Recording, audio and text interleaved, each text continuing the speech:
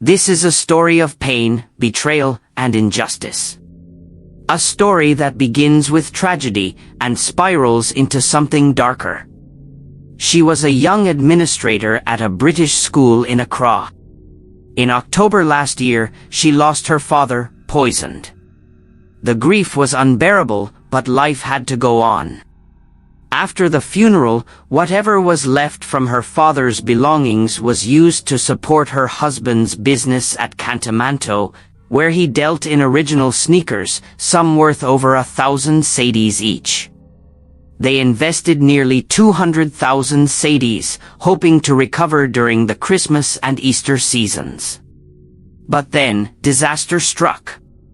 On January 2nd, a raging fire swept through Cantamanto. Their shop, their stock, their savings, everything was reduced to ashes.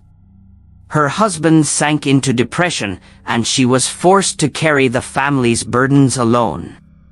But that was only the beginning.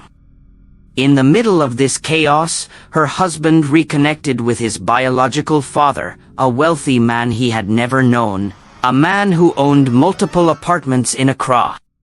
The father promised to help him start afresh. To prove it, he offered them a place to stay. But from the very first day, the father's wife, the stepmother, made it clear she would never allow her husband's first son to benefit. Still, they moved in, clinging to hope.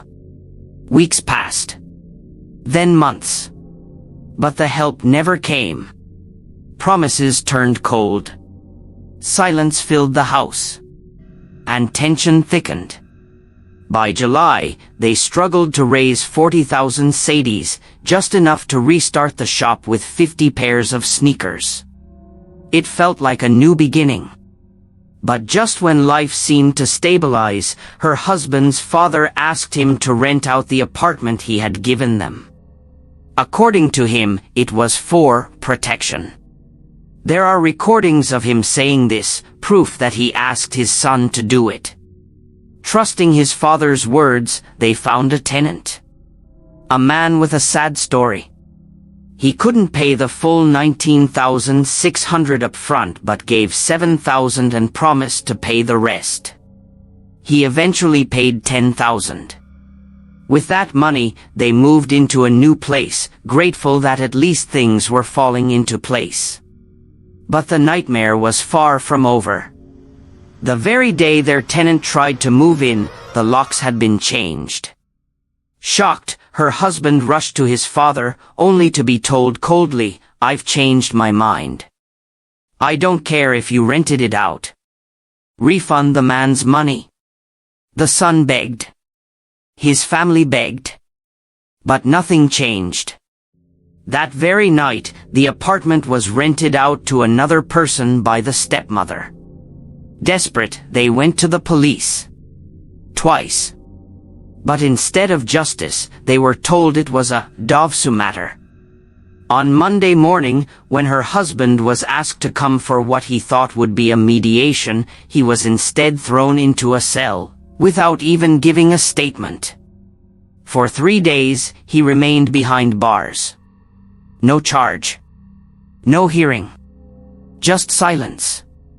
Until she paid 5,000 cedis to the client, and another bribe to the police, 300 cedis, to secure bail. Bail that, by law, should have been free. Now, the client is still threatening. Demanding the remaining 3,000 cedis of the debt. Threatening to throw her husband back into jail if they don't pay up. But here's the truth, this is not fraud. This is not crime. This is a family betrayal, a civil matter twisted into criminal abuse. She is drained. Emotionally shattered. She miscarried her long-awaited pregnancy because of this pain. She lost her father, her business, her health, and now faces losing her husband to an unjust system. So she asks, can her husband be arrested again for a balance he cannot pay?